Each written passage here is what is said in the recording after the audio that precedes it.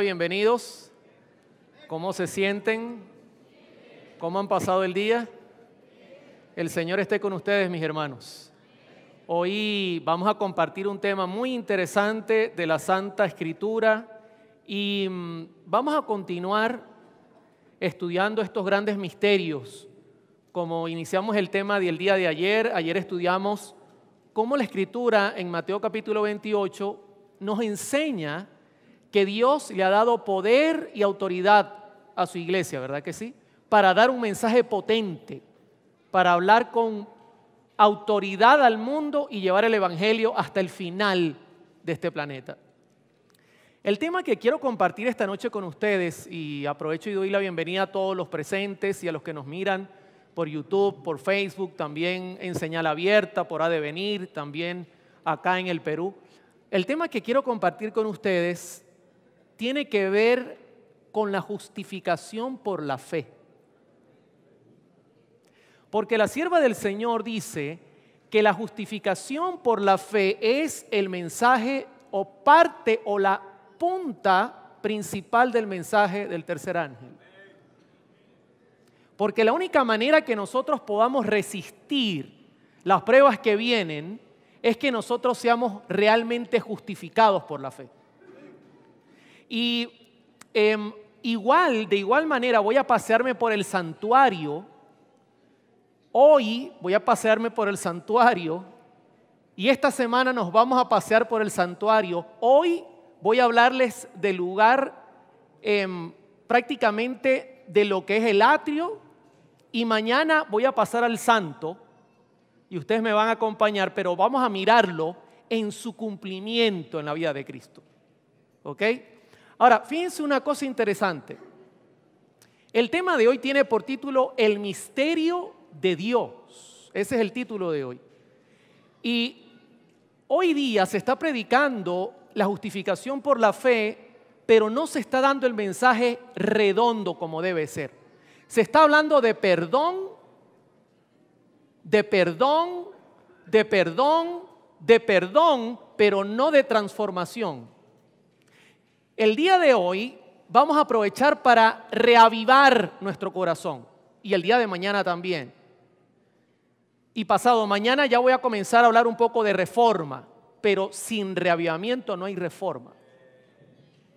Si usted no pone su mirada en Jesús, no puede haber reforma. Ahora, como siempre, yo me voy a arrodillar aquí a un ladito y voy a pedirle que por favor usted incline su rostro porque voy a orar. Oremos. Eterno Padre que estás en el cielo, reconocemos, Señor, tu poder y tu potestad. De rodillas delante de ti estamos porque eres lo más grande que hay en el universo. Por favor, en la presencia de tu Espíritu Santo, envía el mensaje de hoy y que al levantar a Jesús, todas las miradas del mundo se posen sobre él y el mundo descubra el verdadero camino para la salvación. Por favor, bendícenos con tu palabra, ábrela para nosotros. Te lo rogamos en el bendito nombre de Cristo Jesús. Amén.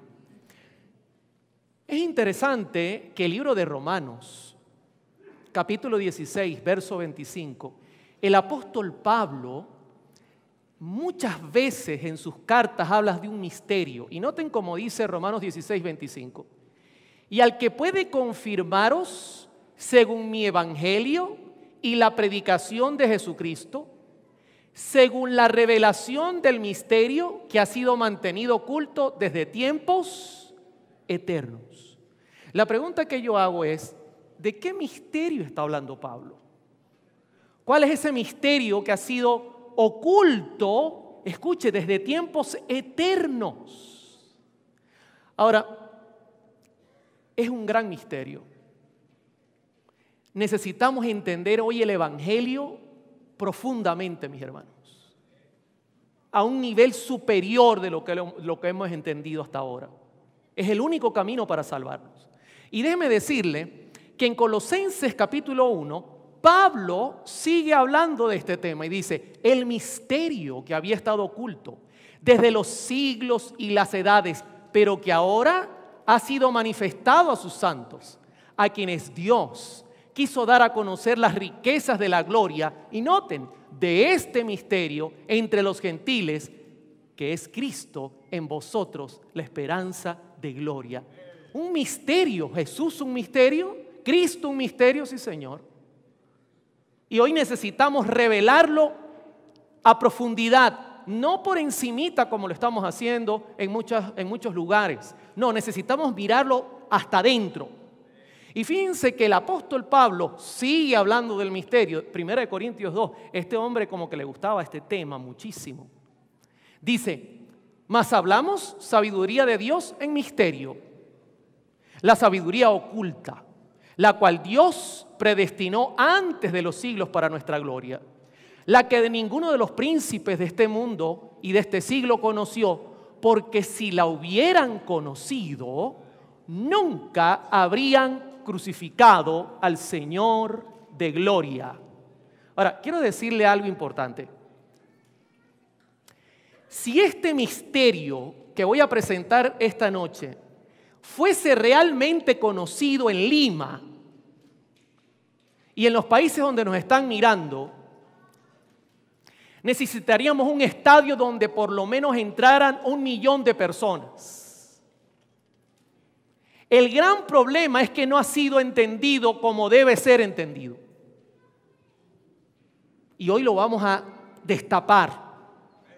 Quiero hablarles del primer Adán y de la primera pareja. La Escritura dice en Génesis 5, hablando de ellos, este es el libro de las generaciones de Adán. El día en que creó Dios al hombre a semejanza de Dios, lo hizo. No olvide eso.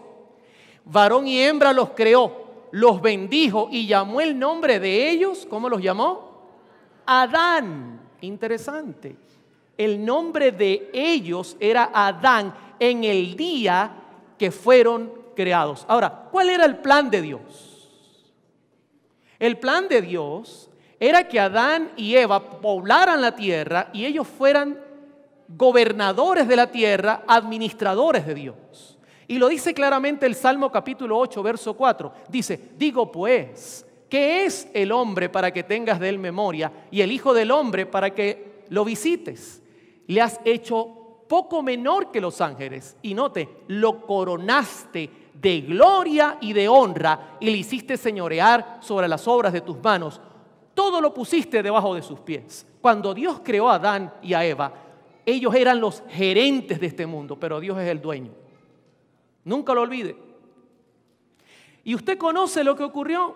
No hace falta que yo dé mucha vuelta. En Génesis capítulo 3, verso 1, la Escritura señala que Satanás ya había puesto su mirada sobre Adán y Eva, porque ellos fueron creados prácticamente después de la rebelión. ¿Y sabe para qué fue creado el hombre? Para repoblar el cielo. El hombre fue creado para tomar el lugar de la tercera parte de los ángeles que cayeron. Y Satanás, lleno de ira, engaña a la mujer. Y usted conoce con qué Dios te ha dicho, no comáis de todo árbol del huerto. Y la mujer cayó en el juego. Finalmente come, le da a Adán, su marido, también a comer. Y la Escritura señala finalmente, en palabras de Juan, hablando Cristo, de cierto os digo que todo aquel que hace pecado, esclavo es del pecado. El mundo cayó en un tremendo problema aquí. Hoy día podemos ver las consecuencias. Justamente el pastor que estuvo antes de mí estuvo hablando sobre la esclavitud que genera el pecado. Terrible, terrible. Y Satanás asimismo se llamó el príncipe de este mundo, prácticamente. Así también lo catalogó Cristo. Fíjense que en Juan 14:30, Cristo dice, no hablaré ya mucho con vosotros, porque viene el príncipe, en griego arjón, soberano, gobernante de este mundo, y él nada tiene en mí. Fíjense que Cristo reconoció que Satanás logró usurpar el lugar de Adán, que debería ser nuestro representante. Les hago una pregunta. Cuando se reunieron los hijos de Dios en el cielo, ¿quién apareció en nuestra representación? Adán, Satanás. ¿Y de dónde viene Satanás? A veces mi madre me preguntaba, ¿de dónde vienes, hijo? Y le decía, de rodear la tierra y andar por ella. Y pelaba los ojos así. Me decía, hoy no digas eso otra vez. Tremendo. La tierra es mía. Fue tan descarado que en Lucas 4 le dijo al propio Jesús, quien es el dueño y soberano legítimo, le dijo, a ti te daré toda esta potestad, Lucas 4, y la gloria de ellos, porque a mí ha sido entregada y a quien quiero la doy. ¿Quién se la entregó a él? Adán. Si tú postrado me adorares, todos serán tuyos. Qué tremendo es el diablo. Aún sigue haciendo esta propuesta a cada uno de nosotros, ¿sabe? Pero es un engañador, es un falso, un farsante. Ahora, les hago una pregunta. ¿Hasta aquí cómo vamos? Hemos entendido claramente que el mundo cayó en un conflicto serio, ¿verdad? ¿Por qué? Porque nuestro representante se dejó conquistar, inclusive la sierva del Señor dice que podía presentar a Adán una nueva compañera si Adán no cedía al pecado. Y si hubiese de alguna manera encapsulado el pecado, pero Adán cedió.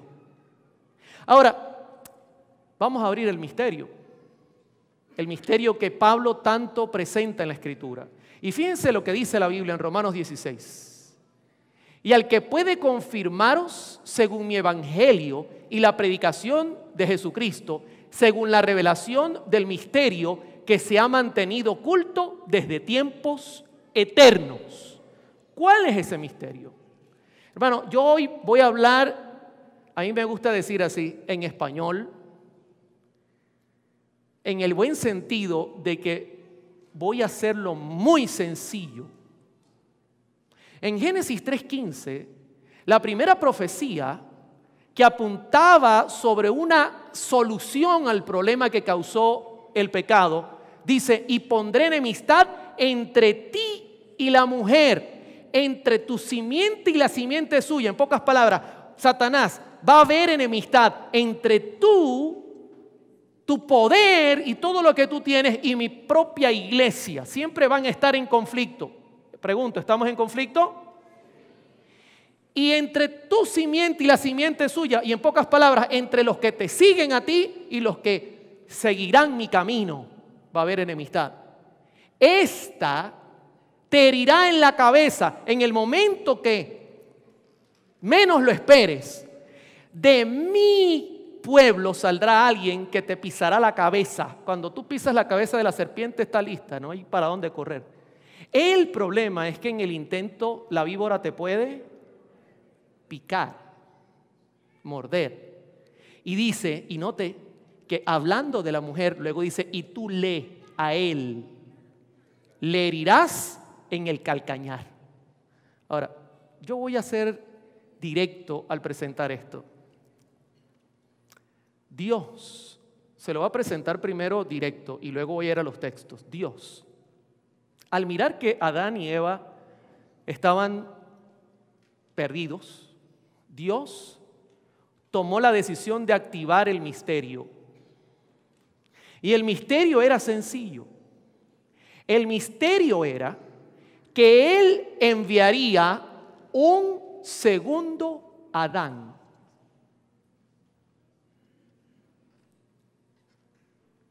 Para que tomase lugar del primero que cayó. Satanás tendría el poder de tentarlo en todo. Si lograba que él cayera, estábamos totalmente perdidos. Pero si él lograba vencer en este terreno donde iban a pelear, entonces quitaría el gobierno a Satanás. ¿Estamos entendiendo? Ahora, esto es profundo, mis hermanos. El apóstol Pablo dice en 1 Corintios 15:45, así también está escrito, fue hecho el primer hombre Adán, alma viviente, el postrer Adán, espíritu vivificante.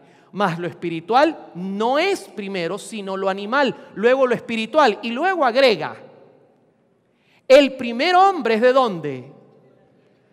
¿Recuerdan Génesis 2:7? Lo hizo del polvo, sopló en su nariz y fue el hombre un alma viviente. El segundo hombre, que es el Señor, ¿es de dónde? Del cielo. ¿Cuál el terrenal? También los terrenales. Hermano, a usted no lo puede representar el Adán primero, porque usted se pierde. A usted lo tiene que representar el Adán segundo para salvarse. Y dice, ¿y cuál el celestial? También los celestiales. Así como hemos traído la imagen del terrenal, traeremos también la imagen ¿de quién? Alabado sea el nombre de Dios. Es una promesa. Es una promesa. Ahora, hay que desbaratar. Yo no sé si esa palabra la usan en Perú. Desbaratar el misterio, porque esto no es así tan facilito como lo hemos oído. ¿Cómo era su cuerpo? ¿Cómo era el cuerpo de Jesús cuando vino a la tierra? ¿Será que era un cuerpo perfecto? ¿Será que era un cuerpo que no portaba ningún tipo de debilidad, ni de herencia de ningún tipo pecaminosa? ¿Cómo era su cuerpo? En primer lugar, quiero decirle algo interesante. ¿Sabe algo? La Escritura señala en Juan 1:14, y aquel verbo fue hecho carne y habitó. En griego usa la palabra eskenó, que significa levantó su tienda entre nosotros. Vimos su gloria como la del unigénito del Padre, lleno de gracia y de verdad. Quiero decirle algo interesante. ¿Qué había alrededor del santuario? ¿Qué había alrededor del santuario? ¿Qué había? Escucho, pero no entiendo. ¿Qué había alrededor del santuario? El campamento. Y el campamento estaba distribuido por pequeñas casitas que llaman ellos tiendas. Interesante. Escúcheme, es tan tremendo el santuario que hasta en las tiendas Jesús estaba marcado como figura. Porque al Jesús venir a la tierra, se cumplió que levantaría su tienda entre nosotros, tomaría nuestra forma, y las carpas alrededor del santuario apuntaban a que Cristo vendría en nuestra misma naturaleza. Tremendo, tremendo, mis hermanos, tremendo. Pero ¿qué tan igual era Jesús a nosotros? En Romanos capítulo 8, verso 3 dice, escuche, esto es tremendo. Este es el misterio que Pablo quiere revelar.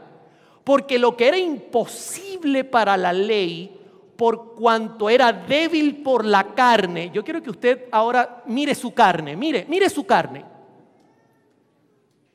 Usted es débil y yo también soy débil. En nosotros no mora el bien, dice Pablo. Pobre de mí, dice Pablo, porque corre dentro de mí el pecado, dice Pablo. ¿Sí o no? Desde que nacemos tenemos ese problema. Dice David, en pecado me concebió mi madre.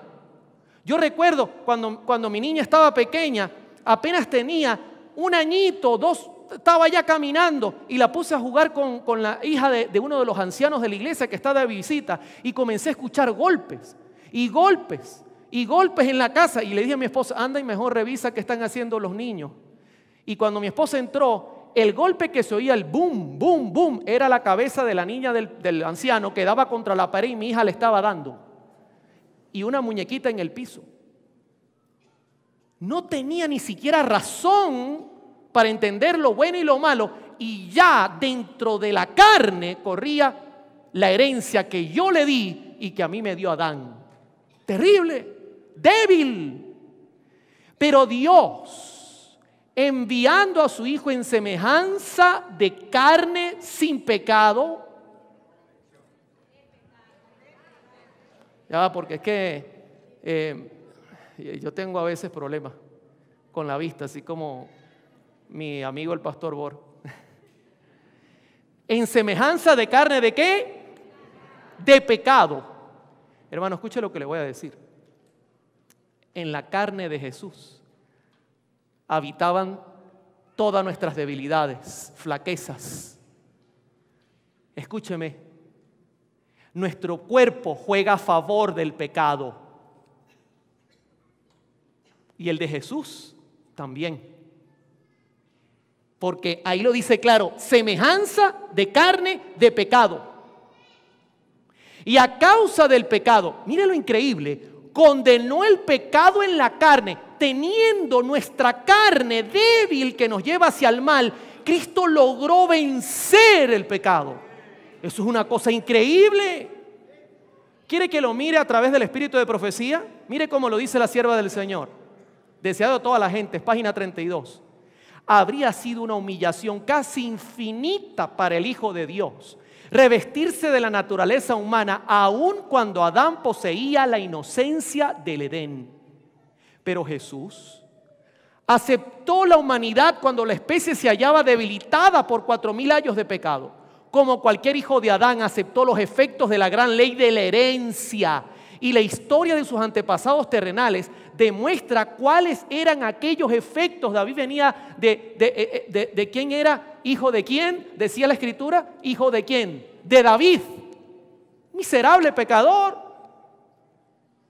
Si usted mira la genealogía, era terrible la genealogía. Hombres que se arrepintieron, pero no fueron perfectos. Y dice ella, mas él vino con una herencia tal para compartir nuestras penas, tentaciones y darnos el ejemplo de una vida sin pecado. No olvide eso, porque eso lo voy a recalcar mañana. Tremendo. Cuando murió la madre de un amigo, yo me acerqué y le dije, yo te entiendo. Porque mi madre en 2010 murió de cáncer. Yo viví la experiencia y yo podía entenderlo. Pero alguien que tiene a su madre viva no podía decir lo mismo, ¿verdad que no? Jesús tenía que venir a vivir como nosotros para poder entendernos y ayudarnos. La justificación por la fe no es solo pedir perdón. No se equivoque, mi hermano. La justificación por la fe es vencer el pecado. Es vencer el pecado. Aquí en Lima, sí, donde hay tanta gente pecaminosa. Bueno, yo no sé cómo irán a hacer, hermano. Aquí está difícil, ¿oyó? Pero la orden es que venzamos el pecado. Ahora, en Hebreos 2:17, Pablo amplía y dice, por lo cual debía ser en algunas cosas semejante a sus hermanos. ¿En cuántas? Todo semejante a nosotros, para venir a ser misericordioso, fiel sumo sacerdote, en lo que a Dios se refiere, para expiar los pecados del pueblo. Cristo tenía que venir igual a nosotros. Escúcheme bien, por favor. Igual a nosotros, para poder vencer el pecado y entonces poder ayudarnos y reclamar la victoria. Ahora, estoy hablando de qué parte de su cuerpo. No lo olvide. ¿Cómo vamos hasta acá? ¿Cayó Adán? Sí. ¿Se abrió el misterio? Sí. ¿El Señor preparó un segundo? Sí. ¿Vino a la tierra? Sí. ¿Qué cuerpo le preparó? ¿Diferente o igual al nuestro? Igual. Ahora, ¿y qué pasa con su mente? Pensamiento, en griego, noema. ¿Sabe qué? La guerra espiritual está aquí, pero el cuerpo juega a favor del mal. ¿Cómo era la mente de Jesús? Hay gente que es tan extremista que dice que Jesús tuvo que venir pecador, necesitaría un salvador. No podía. Recuerde que la prueba era, yo enviaré un segundo Adán, santo, pero con el cuerpo como Adán después de pecar, y en esa condición dual, él va a dominar el pecado con el poder de su Padre, porque no podía usar su propio poder. Y ahora, note lo que dice Lucas en cuanto a su mente. Respondió el ángel y le dijo, el Espíritu Santo vendrá sobre ti, está hablando de María, y el poder del Altísimo te cubrirá con su sombra, por lo cual también, ¿cómo lo llama? Mire, yo quiero que usted busque en la Biblia donde dice que alguien nacerá santo. El santo ser es el único ser humano que nació santo después de la caída de Adán. Es más, es el único que nació santo porque Adán fue creado directamente sin nacimiento. Y dice, será llamado Hijo de Dios. Entonces su mente era una mente perfecta, santa y sin pecado. El pecado es un virus que entra a la mente, pero el problema es que nuestro cuerpo juega a favor. Y nosotros estamos en un problemón tremendo. Jesús nació con esto, pero su mente era santa. Ahora, ¿de dónde sacó poder para vencer? Es la pregunta que yo hago. Dice Elena de White, si no hubiera sido por el poder que Dios le dio, no podría haber resistido los asaltos del enemigo. Tremendo. Yo no sé si usted recuerda, Jesús de rodillas, su cuerpo sentía que el dolor estaba delante porque estaba a punto de ser llevado preso. ¿A cuántos de ustedes le duele un latigazo con clavos en las puntas, en la espalda? ¿A cuántos les duele? ¿Y 39? ¿Y 39 por 2? ¿A cuántos les duele una corona de espinas en la cabeza? Su cuerpo decía, no puedo resistir ese dolor. Pero fíjense, Padre, si es posible, mire la oración humana, pasa de mí esta copa, no puedo, sudaba sangre, rehuía el dolor, su cuerpo exigía, no permitas, te van a masacrar, pero por favor, hágase tu voluntad. Tremendo. ¿Hasta dónde lo llevó Satanás? Una lucha increíble, mis hermanos. Es una lucha similar a la que tendrán los 144,000. Tendrán que vivir los últimos días sin pecar y sin un consolador. Ahora, la Escritura señala, por cuanto la muerte entró por un hombre, ¿quién es ese hombre? ¿Cuál de los dos? El primero. También por un hombre que entró. ¿Cuántos dicen amén? Porque así como en Adán, ¿cuál de ellos? El primero. Todos mueren, también en Cristo, nuestro segundo Adán, todos serán, ¿qué cosa? Vivificados. Ahora, vuelvo y pregunto, ¿cómo vamos hasta acá? ¿Se está abriendo el misterio? ¿Sí o no? Es profundo, mucho más de lo que usted piensa. Quiero decirle algo, la gente cree que lo más difícil de la Biblia es Daniel 11. Oye, hermano Oliver, ¿cuándo tiene un tema de Daniel 11? No entiendo nada. O Apocalipsis 17. O el capítulo 20, o quizá algún pasaje complejo como el espíritu de los encarcelados, donde Cristo fue y les predicó. Déjeme decirle algo, el tema más difícil de entender en la Biblia es el de la cruz. ¿Sí? Es el misterio. La prueba que tengo es que este lugar debería estar a reventar y deberíamos tener sillas hasta por arriba en 3 pisos si la gente entendiera el misterio, pero no lo entienden.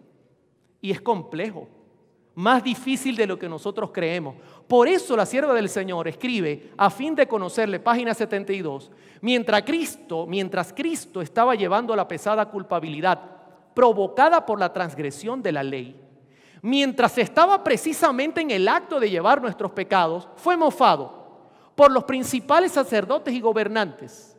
Fue allí en la cruz donde la misericordia y la verdad se encontraron, donde la justicia y la paz se abrazaron. Aquí hay un tema que todos necesitan entender. ¿Sabe por qué lo dice? Porque no lo entienden.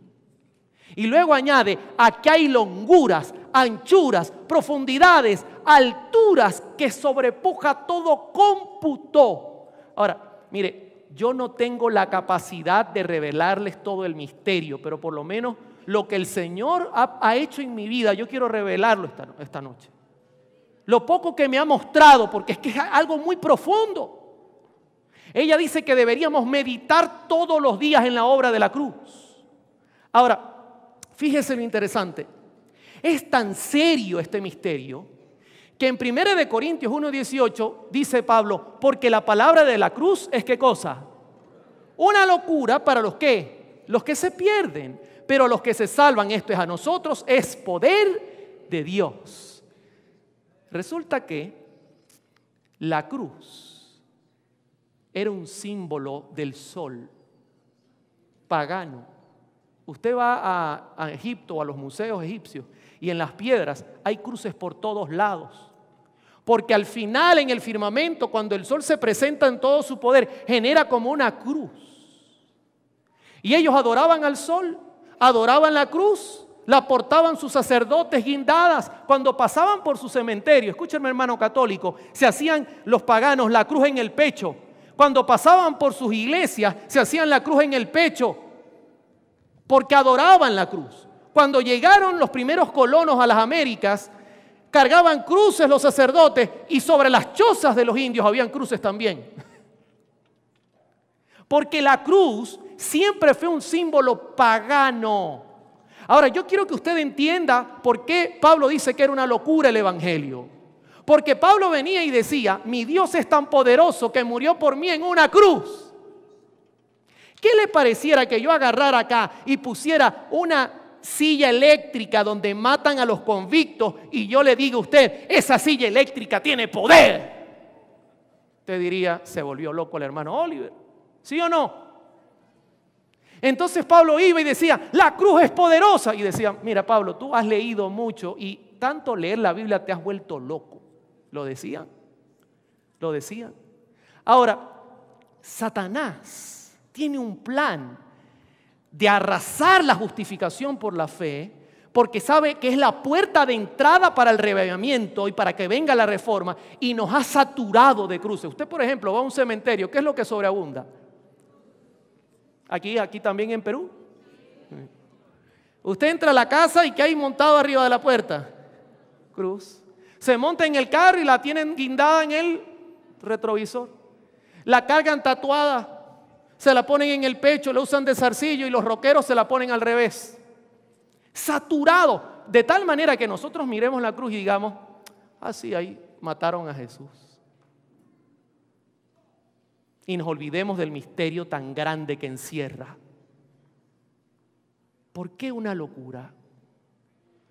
Yo esta noche, con el permiso de ustedes, voy a volverme un poquito loco. No se preocupen. Voy a tratar de dominarme para que la locura no sea mucha. Y voy a invertir las historias bíblicas.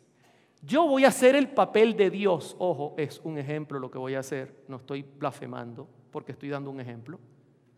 Y yo voy a actuar como Dios, pero invirtiendo algunas cosas interesantes. Por ejemplo, ¿recuerdan eso, lo que ven ahí en pantalla? ¿Qué es eso? El arca. Noé, ven acá, hijo. Dígame, Señor, ¿sabes? He visto que tú eres el único santo que queda en la tierra, prácticamente. Tus hijos están ahí luchando y tu esposa también, y las esposas de ellos. Pero yo veo a ti una diferencia. Construye un arca porque en 120 años traeré un diluvio que acabará con todo. Eso ocurrió casi 2000 años después de la creación. Interesante. Un juicio universal. Y entonces el hombre arrancó, puso los clavos, puso todo. Cuando ya estaba lista el arca, se cumplió el tiempo. Entonces yo le digo, mira, entra al arca porque va a llover en 7 días. Y cuando va caminando, le digo, ¿a dónde vas? Bueno, me dijiste que entrara, párate ahí. Devuélvete. Señor, pero hágame caso, devuélvete. Y salgo por las calles de los días antediluvianos y le digo a la gente, entrada al arca, pecadores, homosexuales, gente perversa, asesinos. Y meto a todo ese poco de impíos. Y no estás impresionado mirando. Y digo, rómpase el cielo y rómpase la tierra y venga el diluvio, una catástrofe universal. Y ahogo a Noé. ¿Qué le parece el hermano Oliver? Se volvió loco. ¿Qué le recuerda esa imagen? Resulta que Lot va saliendo apurado por mis ángeles, porque está a punto de llover fuego y azufre, porque hasta aquí llegó el pecado. Y lo detengo y le digo: Lot, ¿a dónde vas? Voy a huir, porque resulta que me dijiste que huyera. Mi mujer quedó atrás, porque estaba viendo el último capítulo de la novela. Pero nosotros vamos a huir. No, tranquilo, devuélvete a Sodoma. Pero Señor, me acabas de decir que huya, devuélvete por favor, hazme caso. Tú eres un hombre santo, obedece. Y Lot se devuelve con sus hijas. Y salgo por las calles de Sodoma y agarro todo ese poco de hombres homosexuales, porque dice que todos los hombres que vivían ahí, todos, dice la Escritura, practicaban la homosexualidad. Y una vez me dijeron, hermano, pero nombra a los hombres, no nombra a las mujeres. ¿Será que las mujeres eran buena gente? Le digo, si los hombres eran así, no quiero pensar cómo serían las mujeres también. Así que paso y saco a toda esa gente. Salgan, voy a hacer llover fuego. Y salen todos esos pecadores y Lot está en la ciudad mirándome. Descienda fuego y lo quemo con sus hijas. ¿Qué opina del hermano Oliver como Dios? Está a punto de amarrarme, ¿verdad? Voy a dar un último ejemplo. Esa es como Noé abrió el mar, pero versión 2017. Perdón, Moisés abrió el mar, pero versión 2017. Gracias, están conectados. Porque van en carro, van apuraditos. Resulta que Moisés viene, levanta su vara por orden mía, pone su pie y se abre el mar. Y el pueblo comienza a pasar y Moisés entra también. Y está entrando con tierra seca y las paredes de agua a los lados. Y viene Faraón con el ejército más potente de la época y lo detengo con una llama de fuego. Le digo, ¿a dónde va Faraón? Tú eres el que mató a mi hijo hace poquito. Sí, un placer. ¿Qué vas a hacer? No, perseguir a tu pueblo para matarlo. No vayas a entrar, porque voy a ahogar a mi pueblo. Acabas de mandar 10 plagas para sacar a tu pueblo. ¿Cómo lo vas a ahogar? Tranquilo, mira, así como te hice sufrir, entiende, yo tengo el poder de hacerlo.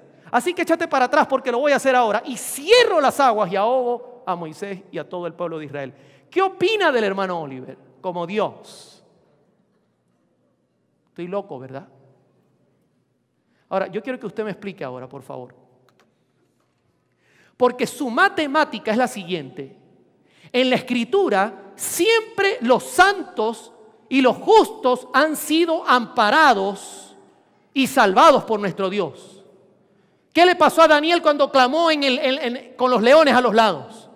¿Dios lo salvó? Sí. ¿Qué le pasó, por ejemplo, a Elías? ¿Dios lo salvó? Sí. ¿Por qué? Porque era justo. Ahora usted me puede explicar. Si siempre los justos se salvan, ¿qué pasó con Jesús? Porque con Jesús se volteó la historia. Usted dice que yo estoy loco, pero tenga cuidado como usted se expresa de Dios. Porque Dios nos bajó a todos de la cruz y montó a su Hijo, el único santo que ha pisado esta tierra. Lo montó allí y lo crucificó el Señor. Y nos bajó a todos nosotros de ahí. Y usted dijo que yo estaba loco porque yo sacrificaba a los santos. ¿Ahora usted entiende el Evangelio? Esto es algo difícil, hermanos. Solamente una mente que tenga el interés de un cambio radical en su corazón puede entender este tema. Por eso Lima está como está, porque no entiende el misterio del Evangelio.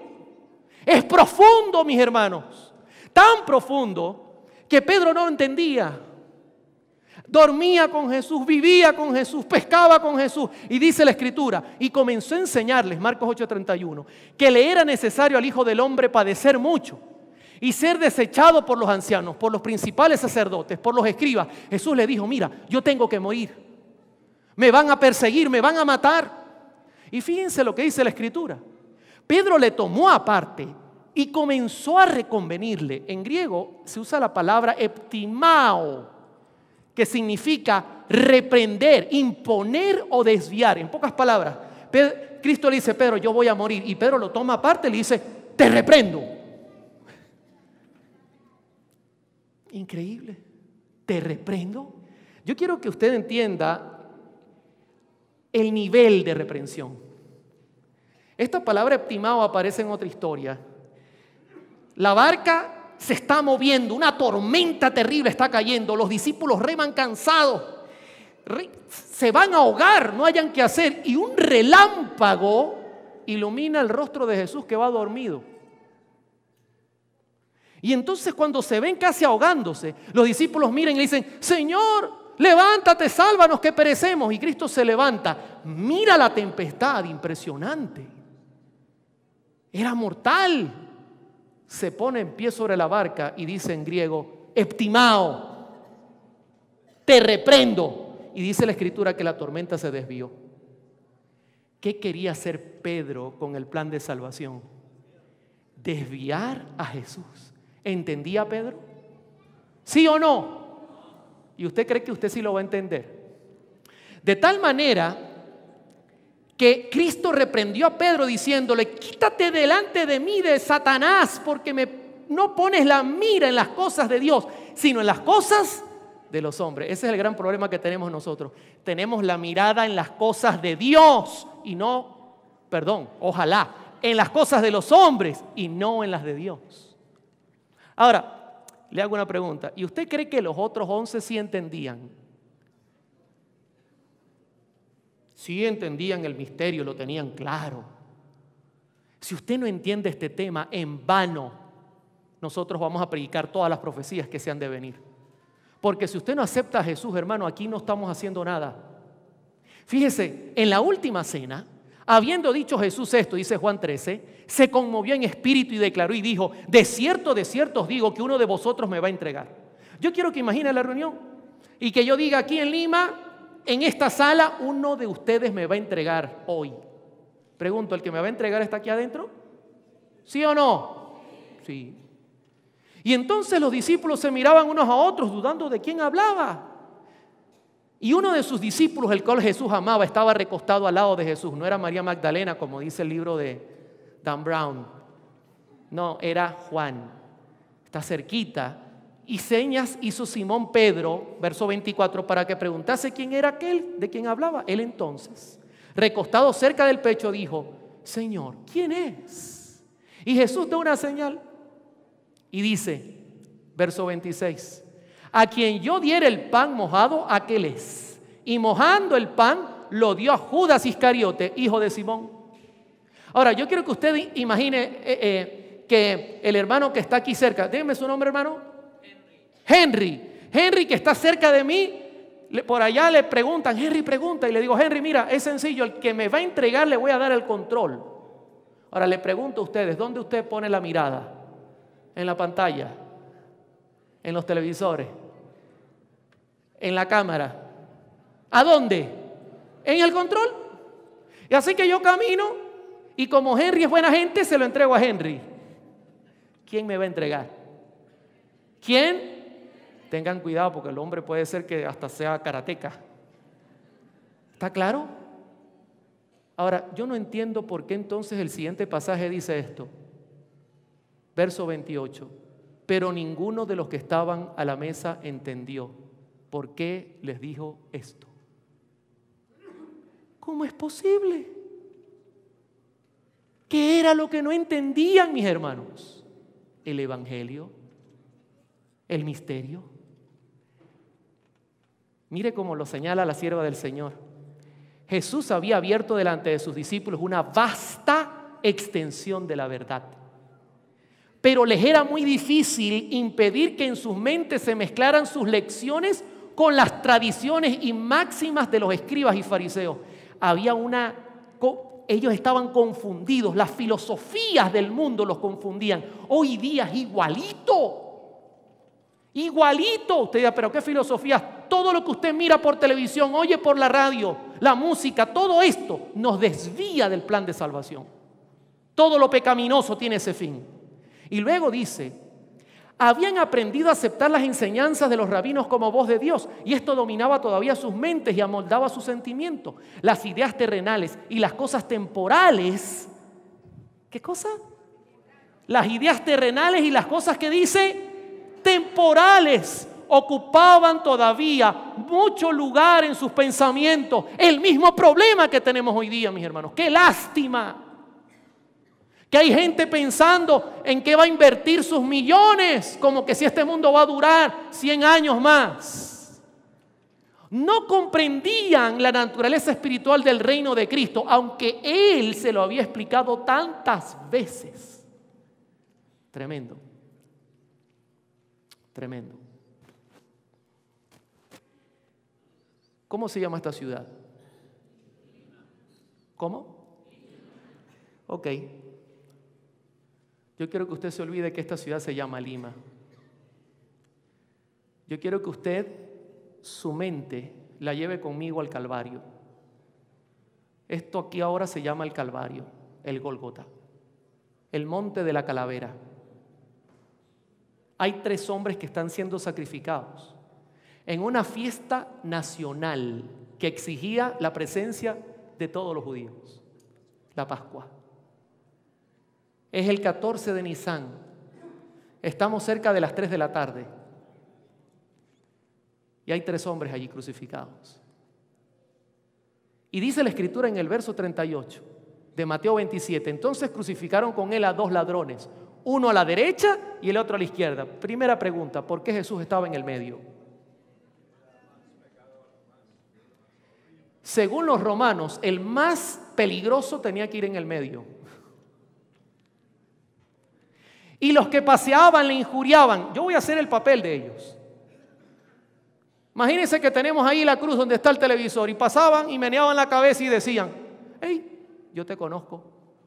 ¿Tú no dijiste que derribabas el templo y en 3 días lo reedificabas? ¿Por qué no te salvas a ti mismo si eres el Hijo de Dios? Desciende de la cruz. Usted es el público que está mirando la crucifixión. Si tiene tanto poder, ¿por qué no se baja? ¿Sabe qué? Jesús tenía y tiene 2 naturalezas.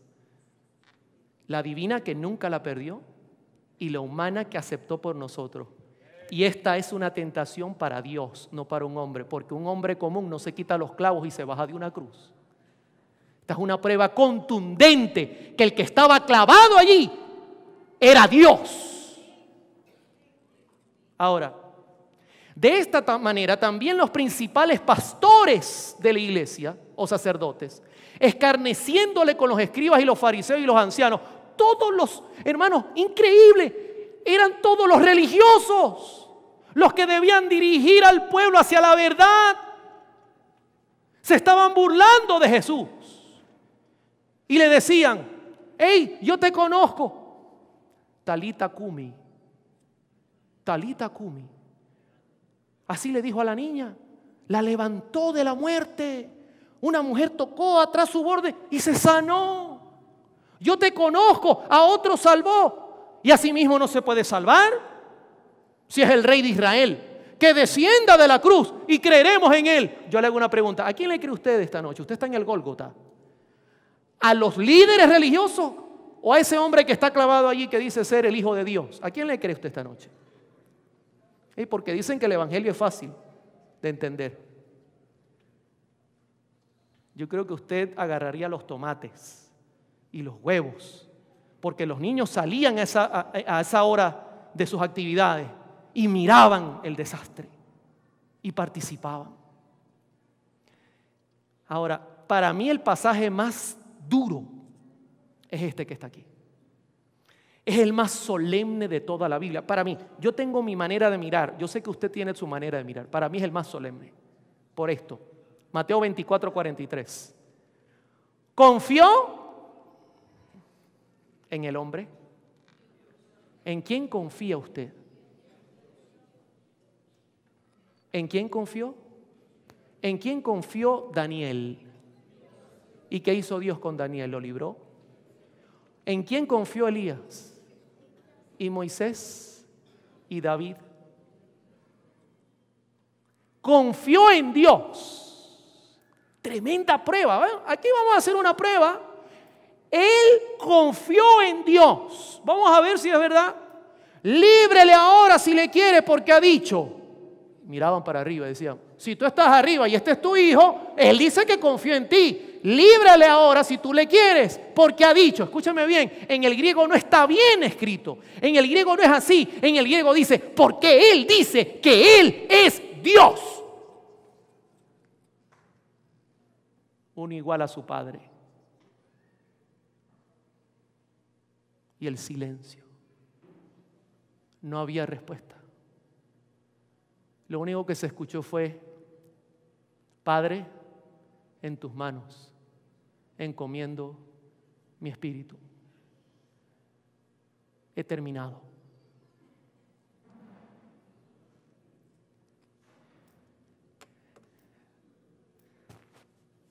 Hubo un bombardeo en Afganistán.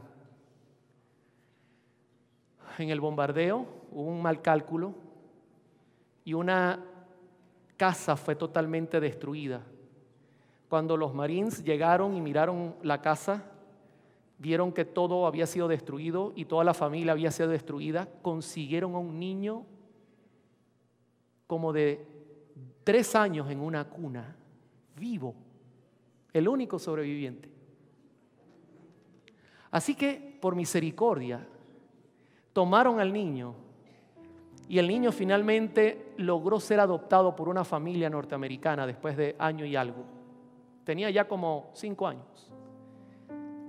Lo llevaron a los Estados Unidos, comenzó a aprender el idioma y un día esta familia tomó la decisión de llevarlo cuando tenía cerca de 6 años por primera vez a la iglesia. Y escuche lo que le voy a decir. Ahí en la iglesia, ese día el pastor estaba hablando de Isaías 53. Nunca había escuchado el niño un sermón sobre Jesús. Y decía el pastor, nunca pecó. Con todo, lo llevaron a matarle. Nunca pecó. Sus manos sanaban a la gente y con todo clavaron sus manos en una cruz. Y el niño arrugaba la cara, mis hermanos. Nunca había escuchado esto. Este era un hombre santo y atravesaron parte de su cuerpo y nunca hizo pecado. Y el niño arrugaba la cara, pero ¿sabe qué hacía la demás gente? Le preguntaba al otro, ¿a qué hora es que juega Perú este viernes? ¿Podremos ver el juego o será sábado ya? ¿Cuál es la última película que salió? Mira, ¿a qué hora te enviaron el WhatsApp con la información de la empresa? Y el niño arrugaba la cara. Y el pastor decía, su padre fue quien lo crucificó para salvarte a ti de ese terrible tormento porque tú has pecado y no había otro camino.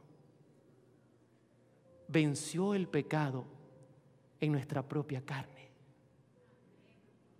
y nos da el poder de hacer lo mismo. La gente agarró su bolso, comenzó a salir y el niño miraba a los lados. Y escuche lo que le voy a decir. Repentinamente, el niño se puso de pie y exclamó, ya en un inglés entendible, y es que nadie va a hacer nada para salvar a este justo.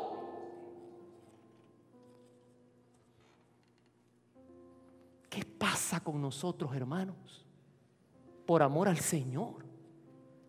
Nuestro valor, escúcheme bien, nuestro valor al mirar la cruz, nuestro valor es el valor de Dios. No entiendo cómo el diablo nos engaña y nos trata de decir que no valemos nada y que tenemos que vivir una vida miserable en esta tierra cuando tenemos un Padre que nos ama tanto, pero tanto, que descargó toda su ira sobre su Hijo, mis hermanos, para que la vida que Él merece tú la heredes y para que la muerte que tú mereces Él la pague. La muerte de Jesús no fue la primera muerte, fue la segunda muerte de la cual nadie volverá. Pero en Él estaba la vida. Y Él era la vida de los hombres. Y no lo pudieron retener. Yo hago una pregunta esta noche.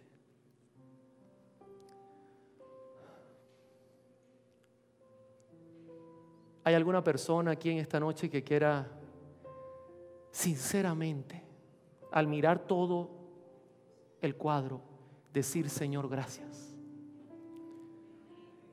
No hay manera de agradecer. La única forma es dedicar mi vida a ti. No tengo otra manera. Amor con amor se paga. Haz conmigo lo que tú quieras. Dame el poder para vencer, porque no puedo, es difícil. Pero en ti está el poder, no está en mí. En ti está el poder. ¿Hay alguien que lo quiere hacer? Que quiere ponerse de pie y decir: hermano, yo necesito ese reavivamiento en mi vida. Yo voy a orar porque el tiempo se nos ha acabado.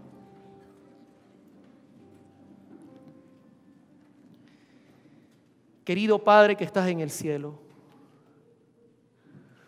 hoy hemos ido al Gólgota y hemos visto a Jesús clamar: Abba, Padre, Padre mío, papito lindo, ¿por qué me has abandonado? Y la respuesta es: hijo, no te he abandonado. Estoy aquí a tu lado, sufriendo contigo, pero es la única manera de redimir al hombre. Padre, gracias, porque la justificación por la fe no es solo pedir perdón. Aquí estamos de rodillas. Por favor, perdona nuestros pecados. Reconocemos que no hay nada bueno en nosotros. Somos malos, Señor. Corre por nosotros el mal. Somos débiles pecadores. Es difícil. Lo bueno no nos gusta: leer la escritura, cantar himnos, orar. No nos gusta, no está en nuestra naturaleza. Pero tú tienes el poder de que nos guste. Todo lo pecaminoso es lo que nos agrada. El mundo y sus luces nos llaman la atención, pero tú tienes el poder de sacar eso del corazón. Eso es ser justificado, Señor. Es escuchar: yo no te condeno, pero ahora vete y no peques más, porque te daré el poder para hacerlo. Señor, por favor, con tanto conocimiento, no permitas que nos perdamos. Reaviva nuestro corazón. Enamóranos de Jesús.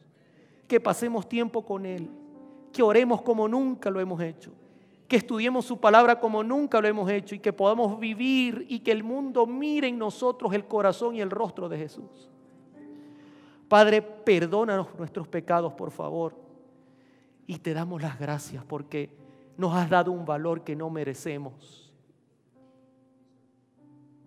Tenemos el valor de tu Hijo. Por eso quieres que estemos contigo eternamente.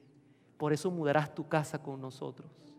Porque al vernos a nosotros, mirarás el rostro de tu Hijo. Gracias, Señor. No lo merecemos. Todo lo pedimos esta noche. Todo lo solicitamos. Por la sangre del Cordero derramado.